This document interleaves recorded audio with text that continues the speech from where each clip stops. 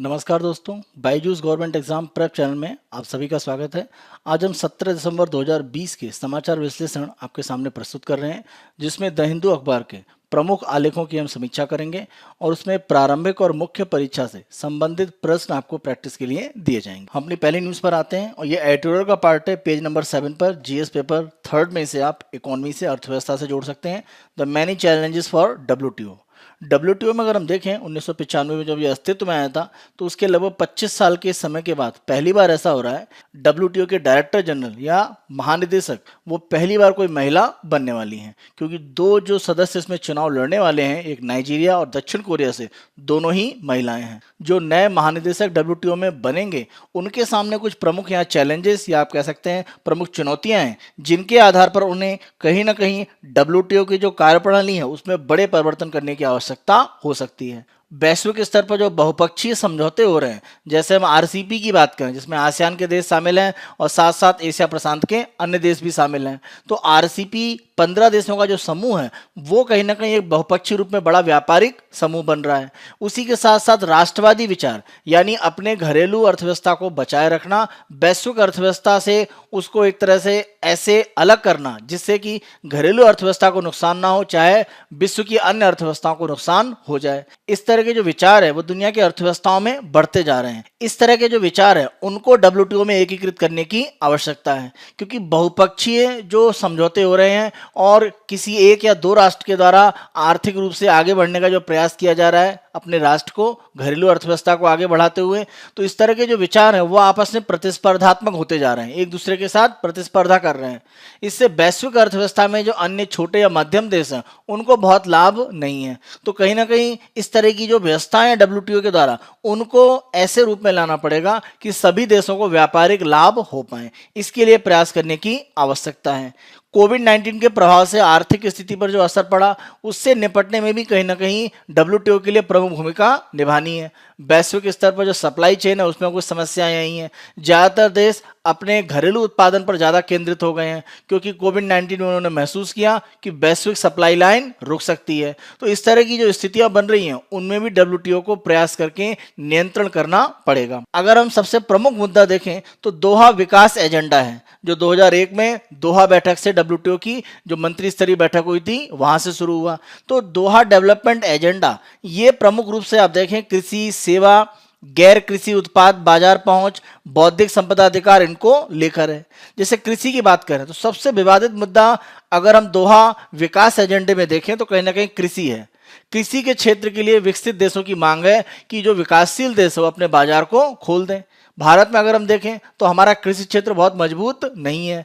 हमारा किसान अभी भी कहीं ना कहीं बहुत बड़े पैमाने पर सरकारी सब्सिडी पर निर्भर करता है। तो अगर इस तरह से हम बाजार को खोलेंगे तो हम पूरा अपना कृषि क्षेत्र जो विकसित अर्थव्यवस्थाओं का एक बड़ा कृषि बाजार है उनके लिए खोल देंगे, तो यह हमारे कृषि क्षेत्र को कहीं ना कहीं नुकसान पहुंचाएगा। तो कृषि क्षेत्र में लेकर कि इसको खोला जाए या नहीं, सबसे ज्यादा विवादित बिंदु एक तरह से बना हुआ है। सेवा क्षेत्र, गैर कृषि उत्पाद बाजार एक्सेस यानी नॉन एग्रीकल्चर मार्केट एक्सेस, इसको नामा भी कहा जाता है। तो इस तरह की जो एक्सेस है उनको भी एक तरह से माना जा रहा है कि और ज्यादा बढ़ाया जाए। कृषि से अलग जो अन्य उत्पाद हैं उनके लिए भी अपने अपने बाजारों को ज़्यादा से ज़्यादा खोला जाए। तो यहाँ पर मांग ये है कि अगर विकासशील देश अपने बाजार को खोलेंगे तो विकसित देशों को भी अपने बाजार को अधिक से अधिक खोलना पड़ेगा। विकसित देश करते क्या हैं कि अलग प्रकार के शुल्क लगा के, या जैसे श्रम कानूनों के बारे में कुछ नियम कानून लगा के, या किसी तरह का मान लीजिए कोई सूक्ष्म जीव, कोई जैसे मान लीजिए भारत से कोई हम मान लीजिए गेहूं का निर्यात कर रहे हैं, उसमें अगर किसी तरह का खरपतवार चला गया, कोई वीड चला गया, तो उसके नाम पर हमारा जो एक्सपोर्ट है उसको कैंसिल कर दिया गया। तो इस तरह की जो स्थितियां हैं वो विकसित देशों में, विकासशील देशों का जो निर्यात है उनको एक तरह से हतोत्साहित करती हैं। तो बाजार एक्सेस, बाजार तक जो पहुंच है वो विकसित और विकासशील सभी चाहते हैं। इनको लेकर भी दोहा विकास एजेंडा में एक तरह से बातें हो रही हैं। और बौद्धिक संपदा, जैसे अगर हम दवा निर्माण की बात करें तो पेटेंटेड दवाओं का जो जेनरिक दवाएं हैं वो एक तरह से वर्जन होती हैं। तो पेटेंट जो कंपनियों के पास है, जिन देशों के पास है, वो जेनरिक दवाओं को नहीं चाहते हैं, वो चाहते हैं पेटेंट की दवाएं ही बिकें। लेकिन पेटेंट की दवाएं महंगी होती हैं, जेनरिक जो उसका सस्ता वर्जन है वो कहीं ना कहीं विकासशील देशों में अल्पविकसित देशों में ज्यादा उपयोगी है। तो इस तरह के जो बौद्धिक संपदा अधिकारों के संबंधित जो विवाद हैं वो दोहा विकास एजेंडा में अभी भी अटके हुए हैं। उनको एक तरह से पटरी पर लाना या उनको हल रूप में लागू करना, ये एक प्रमुख कह सकते हैं जो लक्ष्य है वो होगा नए महानिदेशक के सामने। अब अगर हम विकसित देशों की बात करें तो वो दोहा डेवलपमेंट एजेंडा को चाहते ही नहीं है। वो चाहते हैं कि नए तरह का एक विकास एजेंडा लाया जाए। तो वो बिल्कुल नए एजेंडे पर विचार कर रहे हैं। उनका मानना है कि ई कॉमर्स जो वैश्विक स्तर पर बढ़ता जा रहा है उससे संबंधित बैठकें की जाए, उससे संबंधित समझौता किया जाए। निवेश सहूलियत यानी इन्वेस्टमेंट फैसिलिटेशन, यानी अगर कोई मान लीजिए अमेरिका भारत में कोई निवेश कर रही है, अमेरिका की कोई कंपनी भारत में, तो उसको लेकर जो नियम कानून है वो सुधारे जाएं। तो निवेश सहूलियत इन्वेस्टमेंट फैसिलिटेशन को लेकर वो कानून चाहते हैं। वो एमएसएमई यानी सूक्ष्म लघु और मध्यम उद्योग है उनसे संबंधित नियम कानून चाहते हैं। जैसे भारत में एमएसएमई एक बड़ा क्षेत्र है तो हम उसको काफी छूट देते हैं। तो अगर एमएसएमई को किसी अंतर्राष्ट्रीय समझौते में डाल दिया जाएगा तो हो सकता है कि हम उस तरह की छूट उनको न दे पाएं। तो एमएसएमई को लेकर भी विकसित देश समझौते चाहते हैं। या श्रम कानूनों की अगर हम बात करें तो हमारे यहाँ भी श्रम कानून उतने बड़े पैमाने पर उपयोगी नहीं हो पा रहे हैं। हमने श्रम सुधार जरूर किए हैं लेकिन अभी भी श्रम कानूनों में बड़े एक तरह से उनको लागू करने की जो स्थितियां हैं वो उतनी अनुकूल नहीं है, उन्हें करने की जरूरत है। तो अगर श्रम कानून जैसे सुधार वैश्विक स्तर पर डब्ल्यूटीओ करता है तो ये कहीं ना कहीं भारत या अन्य जो विकासशील देश हैं जहां पर श्रम कानूनों को लेकर अभी जागरूकता नहीं है वो कहीं ना कहीं घाटे की स्थिति में आते हैं। तो विकसित देशों को मालूम है कि जहां उनको एक तरह से अपर हैंड है या जहां वो थोड़ा सा अच्छा है उन क्षेत्रों में चाहते हैं कि समझौते किए जाएं, और जहां पर विकासशील देशों को लगता है कि वो मजबूत हैं वो समझौता चाहते हैं वहां पर हो। तो दोनों के बीच में इसी को लेकर एक तरह से विवाद है। तो दोहा विकास एजेंडा प्रमुख रूप से लक्ष्य जरूर है लेकिन विकसित देश नया एजेंडा लेकर सामने आ गए हैं। तो किस तरह से इनको हल किया जाना है ये प्रमुख एक लक्ष्य होगा भविष्य में। डब्ल्यूटीओ में जो सबसे बड़ी समस्या रही कि अगर किसी दो देशों के बीच में कोई विवाद रहा हो तो उसे हल करने के लिए जो विवाद समाधान तंत्र डिस्प्यूट सेटलमेंट मैकेनिज्म इसको मजबूत करने की और जरूरत है। क्योंकि इसमें जो अपीलीय संस्था है यानी डब्ल्यूटीओ में मान लीजिए जो विवाद समाधान तंत्र है उसका कोई निर्णय है, उस निर्णय के खिलाफ अगर अपील की जाती है तो अपील करने वाली जो संस्था है वो वर्तमान में कार्य नहीं कर पा रही है। क्योंकि उसमें जो भी एक तरह सदस्य नियुक्त हैं उनको अमेरिका के विरोध के कारण वहां पर सदस्य नियुक्त नहीं हो पा रहे हैं। तो ये जो अपीलीय संस्था डब्ल्यूटीओ में है विवाद समाधान की उसको भी एक तरह से जल्दी ही मजबूत करना पड़ेगा। अगला मुद्दा अगर हम देखें तो विकासशील देश की परिभाषा को लेकर है और यह अमेरिका प्रमुख रूप से आगे बढ़ा रहा है। अमेरिका ने भारत को विकासशील देशों की जो सूची उससे अलग कर दिया और विकासशील देशों को जो छूट वो देता था अपने यहाँ व्यापार में वो अब भारत को नहीं दे रहा है। क्योंकि उसका कहना है कि भारत ने विकास का एक नया स्तर प्राप्त कर लिया है, वो अब विकासशील देशों की श्रेणी में नहीं है। तो ये जो परिभाषा विकासशील की है इसको लेकर भी एक विवाद है। तो जल्द इसके बारे में भी कुछ समाधान करना पड़ेगा। क्योंकि अगर विकासशील देशों की परिभाषा जो अमेरिका कह रहा है अगर वो स्वीकार की जाती है तो बहुत सी जो उभरती अर्थव्यवस्थाएं हैं उनको आर्थिक नुकसान होगा। यानी जो उनको शुल्कों में छूट दी जाती है अमेरिका या विकसित देशों के द्वारा वो हमें प्राप्त नहीं होगी। तो कहने के भारत, चीन, तुर्की, दक्षिण अफ्रीका इस तरह के जो उभरती अर्थव्यवस्थाएं हैं उनके लिए बहुत खतरे की स्थिति दिख रही है। तो यहां पर भी कुछ समझौता भविष्य में करने की आवश्यकता है। भारत की तरफ से यह प्रस्ताव है कि जब हम विकासशील देश की परिभाषा की बात करें या उस पर पुनर्विचार कर रहे हैं तो विकास सूचकांक यानी डेवलपमेंट का एक इंडेक्स बना लीजिए। यानी विकास के कुछ पैमाने आप 5-6 बना लीजिए, उनके आधार पर निर्णय करें कि विकासशील है या नहीं है। एक सूचकांक के आधार पर होना चाहिए, न कि कोई भी देश डिक्लेयर कर दे किसी दूसरे देश को कि आप विकासशील नहीं है, आप विकसित हो गए हैं। तो इस तरह की अगर एक डिक्लेरेशन होता है तो ये कहीं ना कहीं व्यापारिक जो वैश्विक स्थिति है उसमें नुकसान लाता है। तो एक पूर्ण ढांचा बनाया जाए कि विकासशील देश के लिए परिभाषा अगर नहीं बनानी है तो एक सूचकांक के आधार पर, और जिससे कि हमेशा ये अंदाज सही हो कि कौन सा देश विकसित है कौन सा विकासशील। डब्ल्यूटीओ के सामने एक और जो सबसे बड़ी समस्या है वो मत्स्य उद्योग को लेकर है। यानी जो हमारी फिशिंग इंडस्ट्री है दुनिया में, बहुत सारे विकसित देश जो मत्स्य पालन में काफी आगे हैं और वहां पर टेक्नोलॉजी बड़े पैमाने पर यूज की जाती है मछली पकड़ने के लिए, वो विकासशील देशों के जो क्षेत्र हैं वहां पर भी उसके अधिकार चाहते हैं। जो विकासशील देशों में मछली पालन उद्योग को छूट दी जाती है उसको वो विरोध करते हैं, जो सब्सिडी दी जाती है। तो उसको अगर समाप्त करने के ऊपर बात होगी या उसमें कुछ समझौता होगा तो ये भारत जैसे विकासशील देश में जो मत्स्य पालन है उस पर एक विपरीत प्रभाव डालेगा। तो ये हमें देखने की आवश्यकता है। क्योंकि अगर इस तरह का समझौता होगा विकसित देशों की तरफ से मत यह है कि जो अंतर्राष्ट्रीय जल है, इंटरनेशनल वाटर, समुद्र के क्षेत्र में, वहां पर मछली पकड़ने के अधिकारों को एक तरह से उनको दिया जाए, या जो देश चाहते हैं उनको अधिकार दिया जाए। ऐसा होगा तो कहीं ना कहीं जो मछली पालन है वो विकसित देशों के हाथों में बहुत बड़े पैमाने पर जा सकता है। तो ये एक बड़ी समस्या के रूप में आ रही है कि मत्स्य उद्योग की जो सब्सिडी है उनको एक तरह से विकसित देश चाहते हैं कि विकासशील देश समाप्त करें। तो इनको लेकर भी एक बड़ा विवाद जल्द ही सामने आएगा। इसको हल करना भी वर्तमान में आने वाले जो नए महानिदेशक हैं उनके लिए प्रमुख रूप से लक्ष्य होना चाहिए। वर्तमान में डब्ल्यूटीओ में जो निर्णय है वो आम सहमति के आधार पर होता है। इससे जो भी 164 डब्ल्यूटीओ में सदस्य देश हैं उन सभी की एक तरह से स्वीकारोक्ति वहां पर आवश्यक हो जाती है। तो वर्तमान में किया जा रहा है कि डब्ल्यूटीओ में एक नया तंत्र बनाने की बात चल रही है, जिसमें यह है कि क्रमिक मंजूरी दी जाए। यानी पहले मान लीजिए एक वर्ष में 50 सदस्यों ने मंजूरी दी, दूसरे वर्ष में अन्य 50 ने, तो क्रमिक रूप से मंजूरी देने के लिए डब्ल्यूटीओ में एक तरह से व्यवस्था बनाने की बात चल रही है।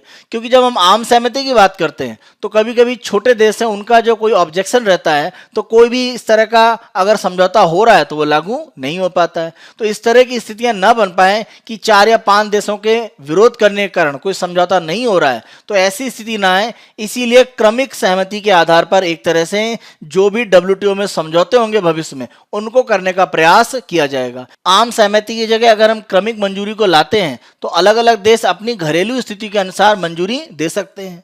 अगर घरेलू स्थिति अच्छी नहीं है तो मंजूरी आप थोड़ा लेट में दीजिए, अगर आपकी घरेलू स्थिति अच्छी है तो मंजूरी आप पहले दे दीजिए। तो ये सभी देशों के एक तरह से जो हित है उनका संरक्षण कर पाएगा। तो ये जो नई व्यवस्था लाने की बात चल रही है क्रमिक मंजूरी की, डब्ल्यूटीओ की जितनी भी बैठकें होती हैं, जितने भी समझौते होते हैं उनके लिए इसको पूर्ण रूप से लागू करना, यह भी डब्ल्यूटीओ के प्रमुख लक्ष्य होंगे भविष्य में।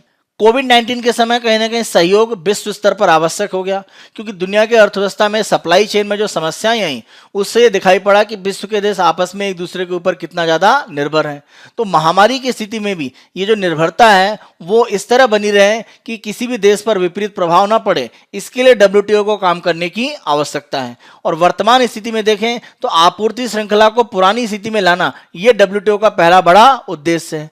खासतौर पर अगर हम वैक्सीन की बात करें तो वैक्सीन को लेकर जो भी जैसे मान लीजिए डेवलपमेंट अमेरिका में होता है या रूस में हो रहा है या इंग्लैंड में होता है, तो वैक्सीन को वहां से अन्य देशों तक कैसे पहुंचाना है, तो वैक्सीन के लिए पूरा जो स्वीकार्य तंत्र है, यानी क्या सिस्टम होगा जिसके माध्यम से वैक्सीन एक देश से दूसरे देश में जाएगी, वो पूरा सिस्टम भी बनाने के लिए डब्ल्यूटीओ को जल्दी कार्य करना पड़ेगा। कोविड-19 की वैक्सीन को लेकर एक जो सबसे बड़ा विवाद हो सकता है वो है बौद्धिक संपदा अधिकार, यानी इंटेलेक्चुअल प्रॉपर्टी राइट, आईपीआर।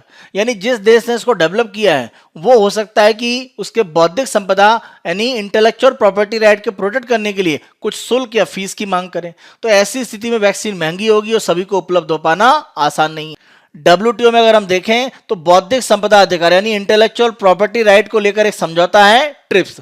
इस समझौते में अगर हम दो अनुच्छेद, दो आर्टिकल देखें, आर्टिकल 8 और आर्टिकल 31, उनका उपयोग किया जा सकता है। यानी वैक्सीन का जो पेटेंट है उस समस्या को दूर करने के लिए ट्रिप्स एक्ट में आर्टिकल 8 और आर्टिकल 31 का उपयोग किया जाता है। आर्टिकल 8 ये कहता है कि जो भी पेटेंट है वो एक तरह से जो समझौता है उस पेटेंट समझौते के अनुसार जिस कंपनी के पास पेटेंट है उससे अलग या बिना उसकी मंजूरी के जो पेटेंट है वो अन्य देशों को भी दिया जाएगा, वो वैक्सीन का उपयोग कर सकते हैं। तो आर्टिकल 8 का उपयोग किया जा सकता है। उसी के साथ साथ आर्टिकल 31 का उपयोग किया जा सकता है, यानी जिसने ओरिजिनल दवा बनाई है बिना उनको एक तरह से साथ में लिया, बिना उनकी मंजूरी के भी जो भी आवश्यक इस तरह की दवा है। देखिए जब वैश्विक स्तर पर स्वास्थ्य को लेकर कोई समस्या है तो ऐसी स्थिति में यह आर्टिकल 8 और 31 का उपयोग किया जा सकता है। तो आर्टिकल 31 में आवश्यक लाइसेंस के माध्यम से जो वैक्सीन है उसका उत्पादन कहीं और किया जाए और दूसरे देश भी इसका उपयोग कर पाएं। तो जो देश उत्पादन करे वो बौद्धिक संपदा के नाम पर उसको संरक्षित करने का प्रयास ना करे। और वैक्सीन में जो राष्ट्रवादी विचारधारा एक तरह से आ रही है उसको हटाने की जरूरत भी है। इसके लिए भी डब्ल्यूटीओ को ही कहीं ना कहीं कदम उठाने पड़ेंगे। बहुत सारे देश जो वैक्सीन बना रहे हैं उसे अपने देश में उपयोग करने के लिए एक तरह से विचार कर रहे हैं, यानी बाहर वो अन्य देशों में जहां आवश्यकता है, जहां वैक्सीन का विकास नहीं किया जा रहा है वहां वो नहीं देना चाहते हैं। तो ऐसी स्थिति ना आ पाए कि वैक्सीन एक राष्ट्रवादी विचारधारा से ग्रसित हो जाए, उसके लिए डब्ल्यूटीओ को प्रयास करने की आवश्यकता है। तो वैश्विक स्तर पर डब्ल्यूटीओ ये वर्तमान में कोविड-19 में जो उसकी आवश्यकता है वो सबसे ज्यादा महसूस हो रही है। खास तौर से वैक्सीन जो अंतिम स्टेज में है या लगभग उपभोक्ताओं तक पहुंचाने के लिए उसकी तैयारी कर ली जा रही है, ऐसे समय डब्ल्यूटीओ का रोल महत्वपूर्ण हो जाता है। डब्ल्यूटीओ का जो भविष्य है वो हमेशा आपसी बातचीत पर आधारित है, यानी अलग अलग जो सदस्य देश हैं उनके बीच में बैठकें होना। बैठक नहीं होंगी, आपस में विचार विमर्श नहीं होंगे तो समझौते नहीं हो सकते हैं। तो आपसी बातचीत को एक आधार बनाकर चलना पड़ेगा डब्ल्यूटीओ के लिए भविष्य में। ये डब्ल्यूटीओ को भविष्य में करने की आवश्यकता है। जो भी नियम हो पारदर्शी हो, ऐसा ना हो कि विकसित देशों के लिए अलग, विकासशील के लिए अलग, विकसित देशों में नुकसान हो और विकासशील देशों को सिर्फ लाभ हो, ऐसा भी ना हो। तो पारदर्शी नियम होने चाहिए। और जो अपारदर्शी व्यापारिक गतिविधियां हैं, यानी ऐसी गतिविधियां व्यापार की जिससे किसी एक देश को नुकसान ज्यादा हो रहा है और एक को फायदा ज्यादा हो रहा है, उस तरह की जो अपारदर्शी व्यापारिक गतिविधियां हैं उनको रोका जाए। तो ये डब्ल्यूटीओ का एक प्रमुख एजेंडा है जो भविष्य में एक तरह से हो सकता है, जिसके लिए नए महानिदेशक को अपने आप को तैयार करना पड़ेगा। तो ये डब्ल्यूटीओ के समक्ष भविष्य की कुछ प्रमुख चुनौतियां हैं। हमारे इसी डिस्कशन के आधार पर आप मेंस का क्वेश्चन लिखिए। वैश्विक संस्था के रूप में विश्व व्यापार संगठन के समक्ष उपस्थित प्रमुख चुनौतियों की चर्चा करें। तो उसमें आप कह सकते हैं विकसित देशों का प्रभाव जो बढ़ाने का वो कोशिश कर रहे हैं, या एक तरह से अगर हम देखें तो जो सप्लाई चेन या कोविड-19 में जो समस्याएं आई हैं उसको लेकर विकसित देश जो वैक्सीन बन रही है उसमें कहीं बौद्धिक संपदा अधिकारों का उपयोग करके वैक्सीन केवल विकसित देश में ना यूज की जाए, तो इस तरह की व्यवस्था ना हो पाए, इसके लिए डब्ल्यूटीओ को काम करना पड़ेगा। इसी के साथ साथ जो दोहा डेवलपमेंट एजेंडा है उसका जो नया एजेंडा विकसित देश दे रहे हैं तो वो किस तरह से लागू होगा, उस पर भी डब्ल्यूटीओ को काम करने की आवश्यकता है। तो यहाँ पर जो भी हमने डिस्कस किए हैं उनको अलग अलग पैराग्राफ के पार्ट पर एक तरह से लिखकर आप उपयोग कर सकते हैं। हम अपनी अगली न्यूज़ पर आते हैं और ये भी एडिटोरियल के पार्ट पर ही, पेज नंबर 6 पर। इसे जीएस पेपर 2 में आप गवर्नेंस से ले सकते हैं, एक्सेलेंस इन डाइवर्सिटी। तो यहाँ पर अगर हम देखें तो भारत में अगर हम उच्च शिक्षण संस्थाओं की बात करें, खासतौर पर यहाँ पर आईआईटी का एक तरह से जिक्र किया गया है कि आईआईटी के पार्ट पर जो रिजर्वेशन है आप सभी जानते हैं 2008 में शुरू किया गया, यानी ओबीसीज के लिए जो आरक्षण की व्यवस्था है वो आईआईटीज में एक्सटेंड की गई 2008 में। तो यहाँ पर एक तथ्य सामने आ रहा है कि जो भी योग्य फैकल्टी हैं वो बड़े पैमाने पर उपलब्ध नहीं हो पा रही हैं आईआईटीज के लिए, क्योंकि जो फैकल्टी हैं यानी जो टीचिंग एक तरह से वहाँ पर आईआईटीज में कर रहे हैं उनके लिए भी एक तरह से जो रिजर्वेशन कोटा है वो लागू किया गया है। तो इस कारण से योग्य टीचर की जो आवश्यकताएं हैं वो पूर्ण रूप से पूरी नहीं हो रही हैं। आईआईटी में अगर हम फैकल्टी की बात करें तो शायद सबसे उत्कृष्ट व्यक्ति हैं वो शिक्षक के रूप में वहाँ पर कार्य कर रहे हैं। तो ऐसी उपलब्धता जो है उसमें कुछ कमी आ रही है, इसके ऊपर यहाँ पर कहा गया है। तो जो आवश्यकता है यानी जो उच्च क्वालिटी की आवश्यकता है वो ज़्यादा नहीं मिल पा रही है, और साथ साथ जो भी मानदंड है यानी जो पैरामीटर है जिसके आधार पर टीचर को इंक्लूड किया जाना है वो पूरे नहीं हो पा रहे हैं। इस कारण से आईआईटीज में टीचिंग फैकल्टी की एक कमी दिख रही है। अगर हम दिल्ली आईआईटी का एग्जाम्पल देखें तो वहाँ पर फैकल्टी में 23% की कमी है, और इसी के साथ साथ अन्य जो 23 संस्थाएं हैं भारत में वहाँ पर भी फैकल्टी में कमी आ रही है। तो इस व्यवस्था को किस तरह एड्रेस किया जाए, क्योंकि उच्च शिक्षण संस्थाओं में टीचिंग स्टाफ अगर पर्याप्त रूप में नहीं है तो गुणवत्ता पर प्रभाव पड़ता है। आईआईटीज में फैकल्टी की जो कमी एक तरह से दिख रही है उसको पूरा करने के लिए भारत सरकार की तरफ से आईआईटी दिल्ली के डायरेक्टर उनकी अध्यक्षता में एक समिति बनाई गई, और उस समिति से कहा गया कि आरक्षण को प्रभावी रूप से लागू भी किया जाए और फैकल्टी और स्टूडेंट इसमें जो क्वालिटी है वो स्टैंडर्ड भी ऊंचा बना रहा है, ये किस तरह से किया जाए इसके लिए कुछ सुझाव दिए जाए। तो उन्होंने सुझाव में पहली बात ये की आईआईटी को जो आरक्षण की व्यवस्था उससे अलग कर दिया जाए। भारत में जो इंस्टीट्यूट ऑफ एक्सेलेंस है या जो राष्ट्रीय महत्व के संस्थान है, जो सामरिक महत्व के संस्थान है, उनमें ये रिजर्वेशन 2019 के कानून के माध्यम से नहीं लागू है। तो अगर ऐसी व्यवस्था है तो आईआईटीज को यहाँ से अलग किया जा सकता है। तो ये सुझाव दिया गया है, पहला सुझाव तो ये है। दूसरा अगर हम देखें अलग अलग जो ग्रेड का पार्ट है उसमें असिस्टेंट प्रोफेसर की जो पोस्ट है वहां पर एक तरह से रिजर्वेशन दिया जाए, और जो भी अगर सीट आरक्षण से नहीं भर रही है, यानी मान लीजिए असिस्टेंट प्रोफेसर के आरक्षण के माध्यम से 10 सीटें भरी जानी है और कैंडिडेट मान लीजिए 5 मिल रहे हैं, तो जो 5 सीटें खाली हैं उन्हें क्रमिक रूप से धीरे धीरे अगर वो लगातार नहीं भर पा रही हैं तो उनको आरक्षण से मुक्त करके उन सीटों को भरने का प्रयास किया जाना चाहिए। पहले आरक्षण के माध्यम से पूरा करने का प्रयास किया जाए, अगर पर्याप्त समय में वो सीटें नहीं भर रही हैं तो उन्हें आरक्षण से अलग करके यानी बिना आरक्षित गैर आरक्षित जो लोग हैं उनके माध्यम से भी भरा जाए। तो ये भी उपाय एक तरह से किया जा सकता है। समिति के जो सुझाव हैं इनको सरकार अभी विचार कर रही है। तो अगर हम प्रमुख रूप से उपाय देखें जो किए जा सकते हैं, यानी समिति से अलग हम कुछ उपाय अगर अब देखें कि आरक्षण की व्यवस्था भी एक तरह से रहे और साथ साथ जो क्वालिटी है एक तरह से आईआईटीज में चाहे स्टूडेंट की या फैकल्टी उसको भी बना के रखा जाए। पहला उपाय अगर हम यहाँ पर देखें तो आईआईटी में जो भी आरक्षित छात्र हैं उन्हें जो सबसे हाई कैटेगरी का रिसर्च किया जा रहा है आईआईटीज में, उससे उनका परिचय कराया जाए। और साथ साथ उनको, यानी अगर मान लीजिए कोई एक वहाँ पर पीएचडी कर रहा है किसी एक विशेष ट्रेड में, मान लीजिए कि उसके द्वारा इलेक्ट्रिकल में किया जा रहा है, तो उसी के साथ साथ इलेक्ट्रिकल के पार्ट पर कोई बड़ा अनुसंधान अगर हुआ या बड़ा कोई रिसर्च एकेडमिक रूप में हुआ है किसी आईआईटी में, तो उसके बारे में भी उसको परिचय दिया जाए और उस क्षेत्र में उसको पीएचडी एक तरह से पैरेलल रूप में कराने का प्रयास किया जाए, जिससे कि भविष्य के लिए वो एज ए टीचिंग फैकल्टी के रूप में भी तैयार हो सके, अगर आईआईटीज में या अन्य संस्थाओं में वो टीचिंग के रूप में कार्य करना चाहता है। तो ये एक तरह से जो आरक्षित स्टूडेंट है उनके साथ ये कार्य पैरेलल साथ में शुरू किया जा सकता है। तो इससे आईआईटीज में और अन्य शिक्षण संस्थाओं में जो उच्च स्तर पर काम कर रही हैं उनमें जो फैकल्टी की कमी है उसको भी एक तरह से पूरा किया जा सकता है। तो ये काम यहाँ पर एक तरह से पहला किया जा सकता है। तो इससे अच्छी फैकल्टी है वो तैयार करने में आईआईटी खुद ही योगदान कर पाएंगी। तो ध्यान रखें, आईआईटी का योगदान करके ही अच्छी फैकल्टी तैयार करने के लिए एक पैरेलल कार्यक्रम आईआईटी में शुरू किया जा सकता है। दूसरा जो सबसे कह सकते हैं एक कमजोर कड़ी है कि जो हमारा सरकारी स्कूल तंत्र है वहां पर हमें जो भी शिक्षण कार्य है उसको और ज्यादा मजबूत करने की आवश्यकता है, क्योंकि कहीं ना कहीं वहां से ही स्टूडेंट जो निकल रहे हैं, खासतौर पर सरकारी स्कूल की अगर हम बात करें तो वहां अगर शिक्षण तंत्र मजबूत है, जैसे अगर हम केंद्रीय विद्यालय की बात करें या नवोदय विद्यालय की बात करें, तो यहाँ के रिजल्ट काफ़ी अच्छे हैं और स्टूडेंट का जो ग्रोथ है वो सबसे अच्छा है। तो इस तरह की सुविधा हमें अन्य सरकारी स्तर के जो स्कूल है वहाँ पर भी लाना पड़ेगा। तो गुणवत्ता बढ़ने पर जो स्टूडेंट बाहर निकल रहे हैं वो चाहे आरक्षित हो चाहे गैर आरक्षित, उनकी क्वालिटी बहुत अच्छी होगी। तो ऐसी स्थिति में जो आरक्षित सीटें हैं उन्हें भरने में बहुत समस्याएं नहीं आएंगी। तो कहीं ना कहीं सरकारी स्कूल का जो तंत्र है उसको मजबूत करके ये जो समस्याएं दिख रही हैं उसको दूर किया जा सकता है। स्कूल के तंत्र पर अगर बहुत ज़्यादा सुधार किया जाएगा शिक्षा का, तो हमें विद्यार्थी उत्कृष्ट मिलेंगे और ऐसी स्थिति में अलग अलग क्षेत्र में जो उत्कृष्ट विद्यार्थी हैं वो मिल पाएंगे। तो इससे विविधता एक तरह से स्टूडेंट्स में बनेगी और उसके आधार पर आगे चलकर फैकल्टी जो टीचिंग स्टाफ है उसमें भी एक तरह से हमें सर्वश्रेष्ठ मिल सकता है। तो स्कूल का जो तंत्र है वो कह सकते हैं एक कुंजी है जिसके आधार पर हम भविष्य के लिए तैयारी कर सकते हैं, चाहे फैकल्टी की बात करें या अच्छे विद्यार्थियों की। दोनों में ही उच्च गुणवत्ता स्थापित करने के लिए भविष्य में हमें स्कूल तंत्र पर प्रमुख रूप से कार्य करना पड़ेगा। तो वर्तमान जो व्यवस्था चल रही है उसको कंटिन्यू रखने के लिए स्कूल तंत्र वो मजबूत करके हम भविष्य के लिए जो स्टूडेंट हो या फैकल्टी हो उनको मजबूत स्तर पर आगे के लिए तैयार कर सकते हैं।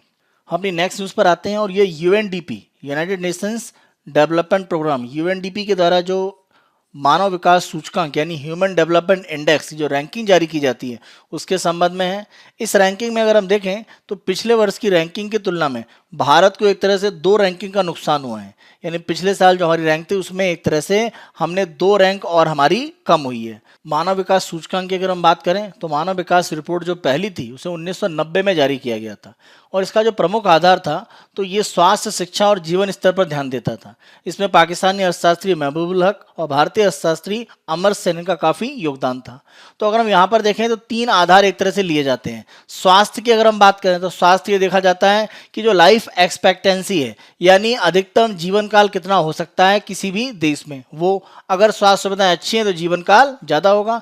दूसरा देखा जाता है कि शिक्षा का स्तर कितना है और तीसरा देखा जाता है कि प्रति व्यक्ति आय यानी पर कैपिटा इनकम क्या है, जीवन स्तर क्या है।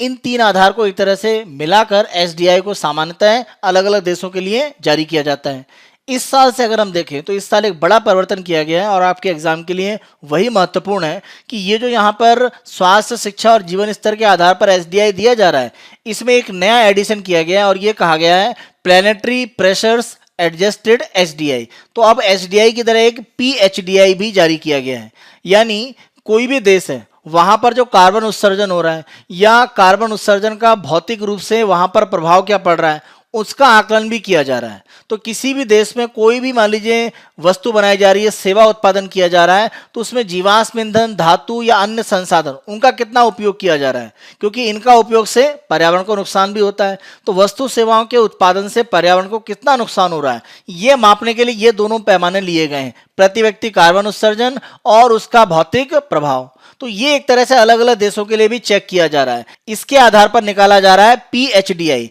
इसी को कहा गया planetary pressures adjusted human development index. तो मानव विकास सूचकांक में प्लैनेटरी प्रेशर्स यानी एक तरह से हमारे ग्रह के जो दबाव है वो किस तरह से काम कर रहे हैं उनके आधार पर PHDI की रैंकिंग दी गई है। तो सामान्य रैंक में अगर आप देखें तो भारत 131 रैंक पर है। पिछले साल से हमारी रैंक में 2 की कमी आई है। लेकिन अगर हम प्लैनेटरी प्रेशर्स यानी अगर हम ग्रह के प्रभाव को ले लें, यानी हमारा प्रभाव कितना पड़ रहा है ग्रह पर हमारे विकास करने का, तो हमारी जो रैंक है उसमें एक तरह से 8 अंकों का सुधार हो जाता है। यानी हम 8 अंक एक तरह से अपना इंप्रूव कर लेंगे अगर हम इस नए पैमाने पर अपने आप को देखें। तो कहीं ना कहीं हमारे यहाँ पर्यावरण को लेकर जो काम किए जा रहे हैं वो स्थितियां काफी अच्छी हैं अन्य देशों के अगर तुलना के रूप में हम देखें। अगर हम नॉर्वे की बात करें जो रैंक में पहले नंबर पर आता है, लेकिन अगर उसे प्लैनेटरी प्रेशर्स ग्रह पर प्रभाव के रूप में देखा जाए कि उसका मानव विकास सूचकांक, तो उसकी रैंक में 15 की कमी आ जाती है और आयरलैंड नंबर 1 पर पहुंच जाता है। इसी के साथ साथ दुनिया के 50 देश हैं जिनकी रैंक में एक तरह से गिरावट आ रही है। ऑस्ट्रेलिया की बात करें 72 रैंक में गिरावट आएगी उसकी। उसी के साथ साथ अमेरिका कनाडा की बात करें तो क्रमशः 45 और 40 अंकों की गिरावट आएगी। चीन की बात करें 16 अंकों की, यानी 16 रैंक को नीचे गिर जाएगा। तो ये स्थिति दिखाती है कि कहीं ना कहीं जो ग्रह पर दबाव बढ़ रहा है उसमें जो मानव विकास सूचकांक के सर्वोच्च देश हैं उनका भी बड़ा योगदान है। उस अगर हम पैमाने पर देखें तो भारत ने काफी अच्छा काम किया है और इस रैंक में हम एक तरह से 8 अंक का सुधार कर लेंगे जो हम पर्यावरण को बचाने के लिए काम कर रहे हैं। वो चाहे सौर ऊर्जा को बढ़ावा देना है, सतत विकास को बढ़ावा देना है, ये सारे कार्यों को UNDP की तरफ से एक तरह से सराहा गया है और माना गया है कि भविष्य में भी भारत इस तरह से कार्य करता रहेगा। वर्तमान रैंक की अगर हम बात करें तो इसमें 2019 का है, उसी का अनुमान लगाया गया, यानी 2019 के आंकड़े लिए गए हैं। 2020 में कोविड-19 का जो प्रभाव है वो अभी इसमें नहीं लिया गया है। तो कोविड-19 का जब प्रभाव लिया जाएगा तो ऐसा मानना है UNDP का कि पिछले 30 साल में पहली बार ये होगा कि पूरे विश्व का जो मानव विकास सूचकांक का मूल्य है उसमें गिरावट आएगी, क्योंकि वैश्विक स्तर पर काफी समस्याएं देखी गई हैं। अगर हम बात करें लोगों को रोजगार उपलब्ध नहीं रहा, लोगों को खाने की समस्याएं थी, तो ये सब कहीं ना कहीं मानव विकास सूचकांक में गिरावट लाएगा। अपनी नेक्स्ट न्यूज पर आते हैं और ये बांग्लादेश का अगर हम देखें तो 16 दिसंबर को एक तरह से उनकी स्थापना दिवस है, क्योंकि यही वो दिन था जब 1971 में बांग्लादेश को एक तरह से पाकिस्तान से अलग एक नए देश के रूप में स्थापित किया गया। इसी उपलक्ष्य में अगर हम देखें तो बांग्लादेश की प्रधानमंत्री शेख हसीना का बयान आया है कि वो अपने देश में किसी भी तरह की जो धार्मिक कट्टरता है उसको बढ़ने नहीं देंगे। तो यहाँ पर उनकी तरफ से कहा गया है कि बांग्लादेश के बनने में हर धर्म के लोगों का योगदान था, ये किसी एक धर्म के विशेष लोगों द्वारा मिलकर योगदान नहीं किया गया था। तो सभी धार्मिक समुदायों को यहाँ पर बराबर रूप से सम्मान दिया जाएगा और किसी भी तरह से किसी इस्लामिक कट्टरवाद उसको मजबूत करना या उसको आगे बढ़ाना, इसके ऊपर शेख हसीना ने एक कड़ा रुख अपनाया है और ये भारत की सुरक्षा के लिए काफी महत्वपूर्ण हो जाता है। तो यहाँ पर बांग्लादेश के प्रधानमंत्री का यह कहना है कि बांग्लादेश की जो एकता है उसका आधार उनकी धार्मिक विविधता है। कट्टरता कहीं ना कहीं उनके देश के विघटन के लिए एक तरह से उत्तरदायी होगी, तो वो किसी भी तरह की कट्टरता को स्वीकार नहीं करेंगी और सभी की स्वतंत्रता में योगदान है। इसीलिए सभी को यहाँ पर धार्मिक रूप से समान रूप से रहने का अधिकार है और बांग्लादेश के विकास में सभी का बराबर योगदान होगा भविष्य में।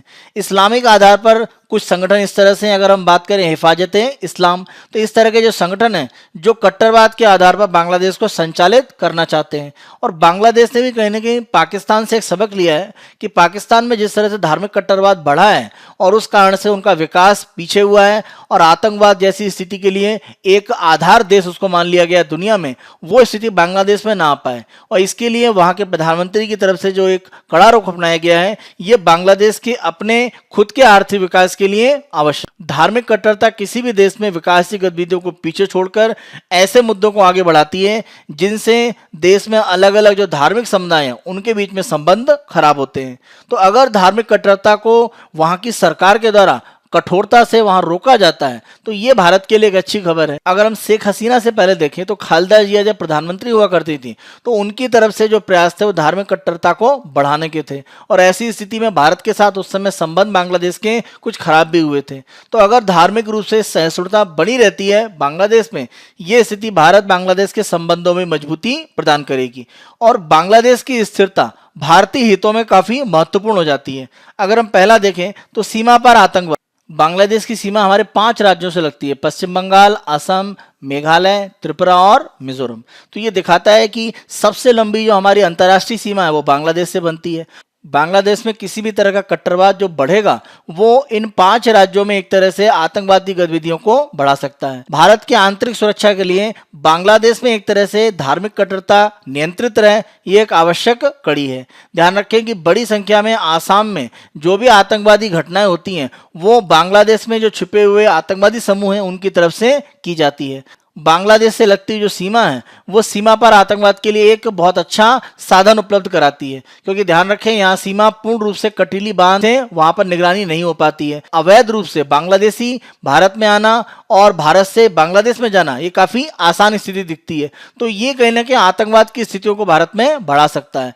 धार्मिक कट्टरता को रोककर भारत में आतंकवाद की जो संभावनाएं हैं उनको न्यूनतम किया जा सकता है। तो बांग्लादेश में कट्टरता पर जो वहां की सरकार की तरफ से रोक लगाने का प्रयास है ये हमारी आंतरिक सुरक्षा के लिए काफी महत्वपूर्ण है। खासतौर से अगर हम उत्तर पूर्व में शांति स्थापना की बात करें तो जो भी उत्तर पूर्व में आतंकवादी संगठन है वो चाहे हम बात करें बोडोलैंड के लिए बात करने वाले थे या नागालैंड के लिए थे, उनमें से ज्यादातर बांग्लादेश में एक शरणगाह के रूप में उसका उपयोग करते थे। जब से बांग्लादेश की सरकार ने भारत का विरोध करने के लिए जो संगठन उनके देश का उपयोग करते हैं उस नीति को उन्होंने जब से त्यागा है, आतंकवाद की स्थिति एक तरह से जो नॉर्थ ईस्ट है उसमें रुकी है। तो बांग्लादेश का समर्थन हमारे उत्तर पूर्व में शांति व्यवस्था के लिए आवश्यक है। और अगर उत्तर पूर्व में शांति व्यवस्था रहती है तो आर्थिक विकास को भी हम उत्तर पूर्व में बढ़ा सकते हैं। और इसके लिए भी बांग्लादेश से जो भी आतंकवादी संगठन प्रायोजित होकर हमारे उत्तर पूर्व में पहुंचते हैं उन पर अगर रोक लगती है और आतंकवादी गतिविधियां उत्तर पूर्व में अगर रुकेंगी तो उत्तर पूर्व के जो 7 सिस्टर स्टेट हैं वहां पर आर्थिक विकास भी बढ़ेगा। तो ये संभावनाएं भी एक तरह से प्रबल हो जाती हैं। अवैध नागरिकों की जो समस्या है वो भारत और बांग्लादेश के संबंधों में एक सबसे कमजोर कड़ी मानी जाती है। माना जाता है कि बड़ी संख्या में अवैध बांग्लादेशी जो नागरिक हैं वो भारत में रहते हैं। इस नागरिकता संशोधन बिल के माध्यम से अवैध जो है नागरिक उनको हटाने का प्रयास है, जो वैध रूप में उनके लिए कोई समस्या नहीं है। ये सरकार कई बार कह चुकी है। तो इसी आधार पर कहीं ना कहीं बांग्लादेश को इस कानून के लिए बहुत ज्यादा स्थितियों को अनियंत्रित अपने देश में नहीं होने देना चाहिए। बांग्लादेश की अगर स्थिति मजबूत रहती है और धार्मिक कट्टरता जैसी स्थितियां बहुत निचले पायदान पर जाती हैं तो ये भविष्य के लिए एक आधार तैयार करती हैं कि बांग्लादेश में कहीं ना कहीं जो अवैध नागरिक हैं वो एक तरह से अगर वापस भेजे जाते हैं भारत से तो उनको एक तरह से वे स्वीकार करेंगे। अगर धार्मिक कट्टरता बढ़ी रहेगी तो ये कहीं ना कहीं जो अवैध नागरिक को हम हटाना चाहते हैं कानूनी माध्यम से उस प्रक्रिया को एक तरह से वो एक धार्मिक नजरिए से ही देखेंगे। तो ये स्थिति बांग्लादेश में नहीं बन पाए, इसके लिए कहीं ना कहीं धार्मिक कट्टरवाद को रोके रहना ये एक आवश्यक कदम है। अगर दोनों देश इस राह पर हैं तो भविष्य में हमारे संबंधों में और मजबूती आएगी। और जिस तरह से बांग्लादेश की आजादी में भारतीय सेना का एक बड़ा रोल रहा है, कहीं ना कहीं बांग्लादेश में भारत के लिए जो पक्ष है वो हमेशा एक मजबूत रहा है। अगर कट्टरता बढ़ती है तो उसी स्थिति में कुछ कमजोरी आती है। तो यहाँ पर कट्टरता को जिस तरह से समाप्त करने के लिए शेख हसीना के द्वारा कहा गया है ये भविष्य के लिए भारत बांग्लादेश के संबंधों की जो मजबूती है उसको कहीं ना कहीं दर्शाता है। इसी हमारे डिस्कशन के आधार पर आप मेंस का एक क्वेश्चन लिखिएगा, भारत के पड़ोसी देशों में धार्मिक कट्टरवाद का बढ़ना भारत की आंतरिक सुरक्षा के लिए खतरा है, उपरोक्त कथन की समीक्षा करें। हम यहाँ पर बांग्लादेश के कंसर्न में बताएंगे जरूर कि उत्तर पूर्व में स्थितियां अनियंत्रित हो सकती हैं अगर बांग्लादेश में कट्टरवाद ज्यादा बढ़ जाता है। इसी के साथ साथ हमें पाकिस्तान के बारे में बताना है, क्योंकि हमने भारत के पड़ोसी देश कहा है, केवल बांग्लादेश नहीं लिखा है। तो हम पाकिस्तान में भी जो धार्मिक कट्टरवाद है वो कहीं ना कहीं आतंकवाद और गैर कानूनी गतिविधियां जो भारत में पाकिस्तान से संचालित होती हैं उनको बढ़ावा देने में प्रमुख योगदान करता है। तो हम इस रूप में भारत के संबंध जो पाकिस्तान और बांग्लादेश से धार्मिक कट्टरता के कारण बढ़े या कम हुए उसके आधार पर अपने आंसर को यहाँ पर लिखने का प्रयास करेंगे। और खासतौर पर अगर हम देखें तो जम्मू कश्मीर के जो क्षेत्र में जो सीमा पार आतंकवाद है वो कहीं ना कहीं धार्मिक कट्टरवाद से एक प्रभावित स्थिति है पाकिस्तान की। तो ये सारे एग्जाम्पल के माध्यम से आप बता सकते हैं कि नॉर्थ ईस्ट में शांति और व्यवस्था के लिए मजबूती, बांग्लादेश में धार्मिक कट्टरता की कमजोरी, ये एक तरह से साथ साथ चलेंगे। और पाकिस्तान में जो धार्मिक कट्टरवाद है वो एक बड़ा कारण है आतंकवाद की गतिविधियां बढ़ने के लिए। इस रूप में अपने आंसर को आप लिखने का प्रयास कीजिएगा। हम अपनी नेक्स्ट न्यूज़ पर आते हैं और ये जीएस पेपर 3 में इकोनॉमी से संबंधित है, पेज नंबर 14 पर। यहाँ पर आप देखें तो अमेरिका सरकार के द्वारा भारत को अगर हम करेंसी मैनिपुलेटर्स यानी मुद्रा को एक तरह से जानबूझकर परिवर्तित करने की जो स्थिति है उसकी लिस्ट में एक तरह से मॉनिटरिंग यानी निगरानी करने वाली जो सूची उसमें डाल दिया गया है। यानी भारत को करेंसी मैनिपुलेटर की सूची में भी नहीं डाला गया है, लेकिन मुद्रा में जानबूझकर परिवर्तन करने वाले देशों की जो सूची है यानी करेंसी मैनिपुलेटर, उनकी निगरानी सूची में डाला गया है। तो हो सकता है कि भविष्य में भारत को इस तरह की जो मुद्रा का जानबूझ के परिवर्तन करते हैं, मुद्रा के मूल्य को बढ़ाते या घटाते हैं अपने लाभ के लिए, ऐसी सूची में जो देश शामिल है उसमें डाला जा सकता है। तो अभी हमें केवल मॉनिटरिंग के लिस्ट में डाला गया है। तो अमेरिका सरकार का ये कहना है कि भारत की तरफ से भी इस तरह के अवमूल्यन जानबूझ के करने के प्रयास हैं, जिसके माध्यम से कि उनकी अर्थव्यवस्था को लाभ हो। जब हम बोलते हैं मुद्रा का अवमूल्यन या डिवैल्यूएशन, तो इसका सिंपल सा मतलब रहता है कि जो रुपए है उसके मूल्य को एक तरह से घटा देना। जैसे यहाँ पर आप देखें, $1 कितने का है? 50 रुपए का। अब अगर आप इसको भारत सरकार आरबीआई के माध्यम से कोई प्रयास करे और ये 50 रुपए से मान लीजिए अगर ये एक तरह से घटकर पहुंच जाता है यहाँ पर 75 रुपए का, तो देखिए अगर $1 50 रुपए का है, मान लेते हैं भारत में 25 रुपए का कोई एक वस्तु ए है, और मान लीजिए कोई निर्यातक है, तो कोई बाहरी मान लीजिए व्यक्ति है भारत में $1 से कोई सामान खरीदना चाहता है, तो $1 में कितने रुपए हैं? 50 रुपए। और 25 रुपए का सामान कौन सा है? एक मिल रहा है ए। तो $1 में कितने हैं? 50। तो 25 रुपए के आप कितने सामान खरीद सकते हैं? 2। तो ये जो ए वस्तु है आप कितनी खरीद सकते हैं? 2। तो जो निर्यात है वो 2 वस्तु का हो पाएगा $1 में। लेकिन अगर आप 75 रुपए कर देते हैं तो $1 में कितने अब रुपए हो गए? 75। और वस्तु की कीमत कितनी है? 25। तो आप 75 रुपए में कितने सामान खरीद सकते हैं? 3। तो 2 की जगह निर्यात अब कितने का हो सकता है? 3 का। तो आपका निर्यात एक तरह से क्या है? बढ़ता है। तो सामान्यतः ये जो मुद्रा का अवमूल्यन किया जाता है, उद्देश्य रहता है निर्यात को मजबूती देना, और चीन के द्वारा बड़े पैमाने पर यह कार्य किया गया है। भारत में अगर हम देखें तो हमारे यहाँ जो विदेशी मुद्रा का बाजार है उसमें अगर बड़े परिवर्तन होते हैं तब आरबीआई के द्वारा उसमें कोई इंटरवेंशन या कोई हस्तक्षेप किया जाता है।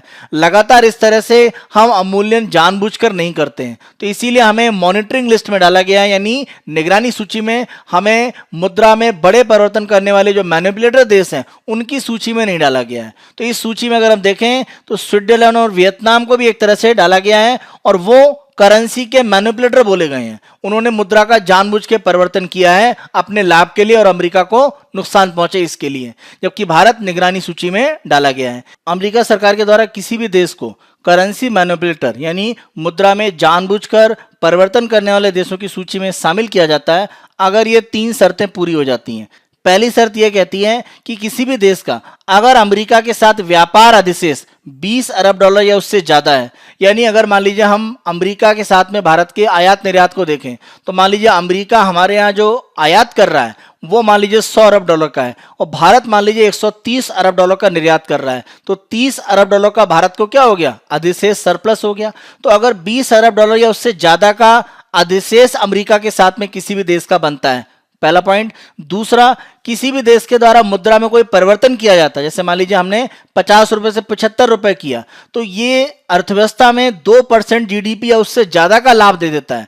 मान लीजिए जीडीपी 100 रुपए की है तो अर्थव्यवस्था में 2 रुपए या उससे ज्यादा का लाभ हो गया, तब भी एक तरह से जो मैनिपुलेटर वाली स्थिति है उस देश के लिए बन सकती है। तो 2 स्थितियां हो गई। और तीसरी स्थिति यह है, किसी भी देश का व्यापार अधिशेष जो उनको दुनिया के अलग अलग देशों से कुल मिलाकर हो रहा है, अगर वो उनकी जीडीपी से 2% से ज्यादा है, तब भी अमेरिका उनको करेंसी मैनिपुलेटर मान लेता है। ये जो यहाँ पर परिवर्तन किया गया है, तो ये वर्तमान में जो डोनाल्ड ट्रंप प्रशासन है, ये एक तरह से उसका अंतिम एक कदम आप कह सकते हैं, क्योंकि वो चीन को भी इस तरह की सूची में पहले डाल चुके हैं।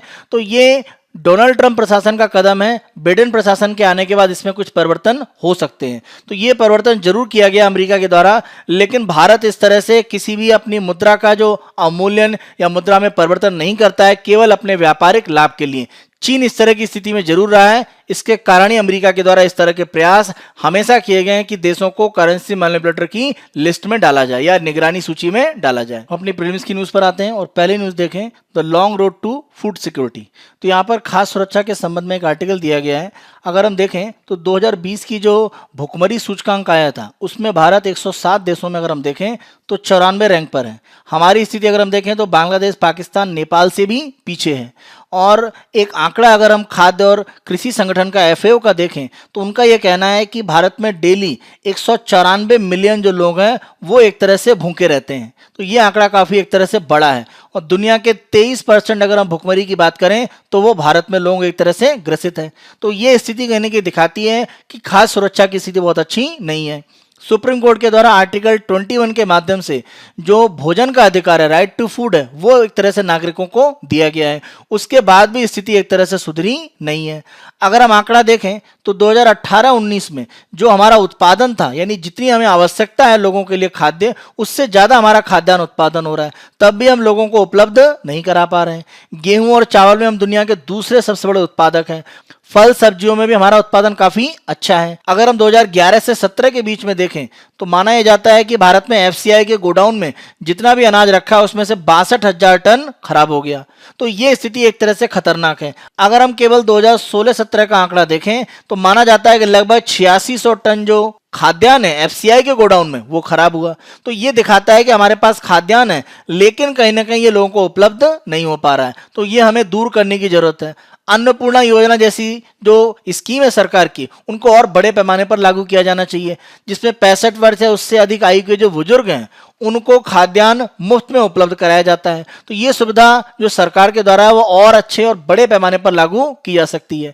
इसी के साथ साथ सरकार को कोशिश ये करनी है कि हमारे यहाँ जब बैलेंस डाइट की बात होती है तो धीरे धीरे प्रोटीन है उसका एक तरह से उपयोग है वो ज़्यादा होना चाहिए। और हमारे यहाँ शाकाहारी भोजन लेने वालों की संख्या ज़्यादा है, तो कहीं ना कहीं हम दालों की बात करें वो हमारे यहाँ एक तरह से भोजन में प्रमुख हिस्सा होना चाहिए। और एफएओ का मानना है कि डेली बेसिस पर लगभग 60 ग्राम जो दाल है वो आवश्यक हो जाती है।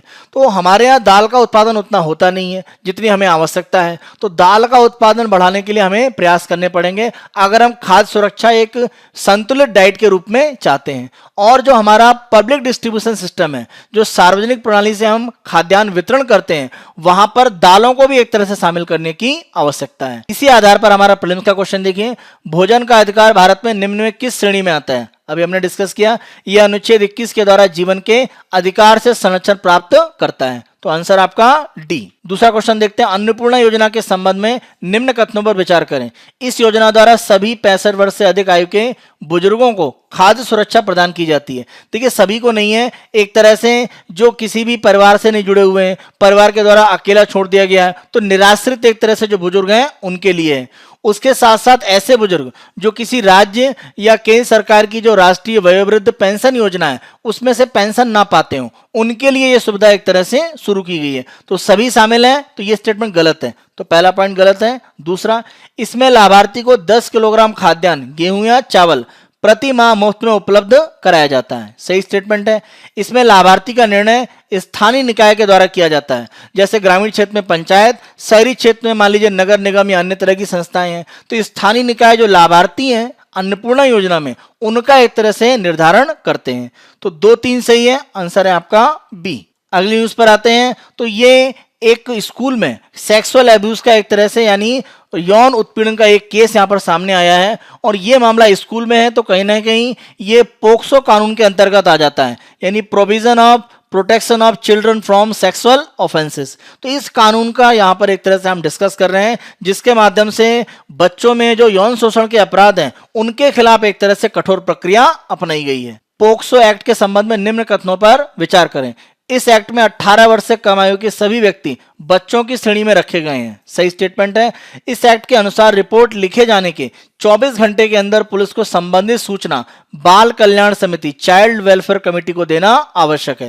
देखिए बच्चों को सुरक्षित करना या उनको मानसिक रूप से जो संरक्षण देना है, वो सारी स्थितियों के लिए 24 घंटे के अंदर पुलिस को इस तरह के आदेश हैं कि वो चाइल्ड वेलफेयर कमेटी जो है उसको इसकी सूचना अवश्य दें अगर कोई बाल यौन शोषण का मामला है। तो दोनों पॉइंट सही है, आंसर आपका सी। नेक्स्ट न्यूज पर आते हैं, TRS legislature holds German passport government. देखिए टीआरएस मतलब तेलंगाना की जो वर्तमान में सत्ता दल है वो है तेलंगाना राष्ट्र समिति। तो इनके एक जो विधायक हैं उनके पास जर्मन पासपोर्ट होने की स्थिति यहां पर आ रही है। तो ऐसी स्थिति में आप जानते हैं कि भारत में ड्वेल सिटीजनशिप, दोहरी नागरिकता अलाउड नहीं है, यानी भारत के नागरिक रहते हुए हम किसी अन्य देश की नागरिकता प्राप्त नहीं कर सकते हैं।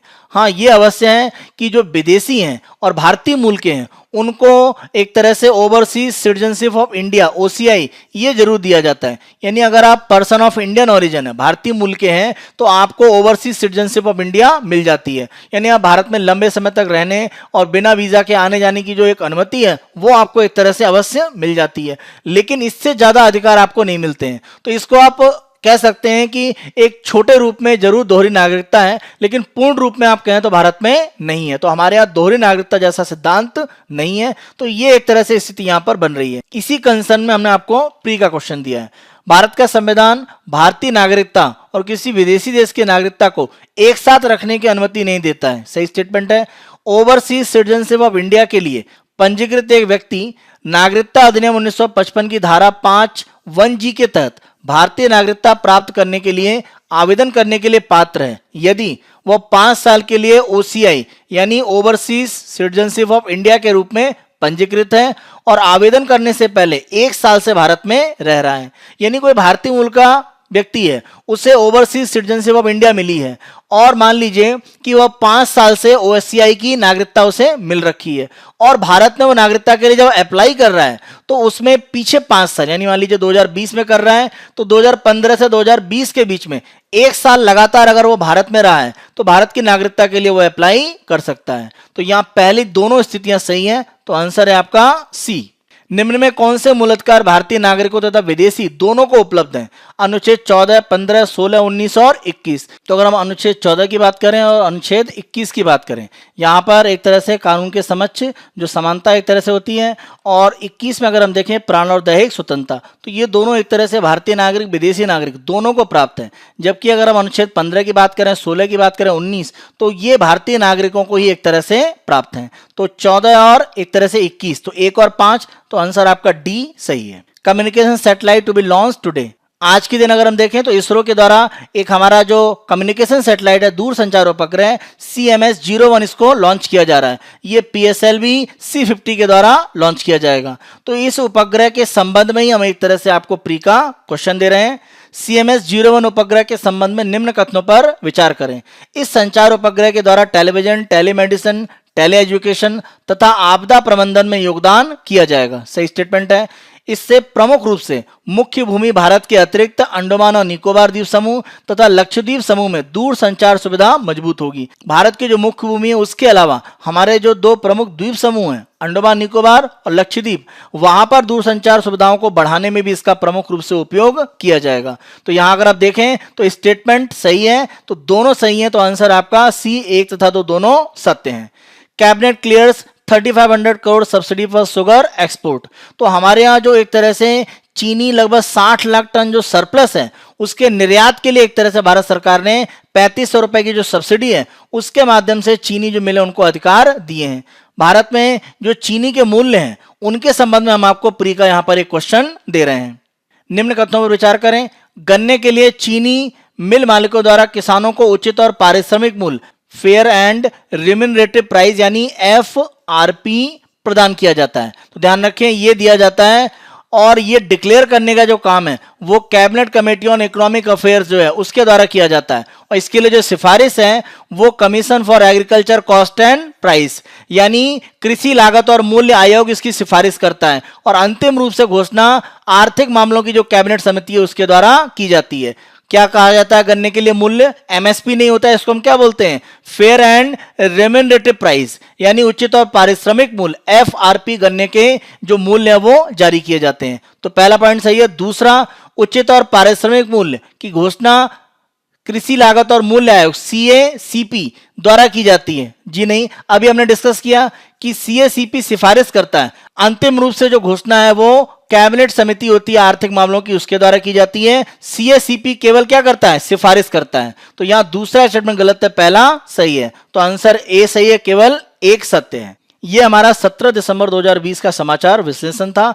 आने वाले दिनों में अन्य दिनों के समाचार विश्लेषण हम आपको इसी तरह से उपलब्ध कराते रहेंगे। प्री और मेंस के जो क्वेश्चन आपको दिए गए उनकी आप प्रैक्टिस करें। Byju's government exam prep channel को आप बेहद पसंद कर रहे हैं। अधिक से अधिक संख्या में लाइक, शेयर और सब्सक्राइब जरूर करें। Thank you.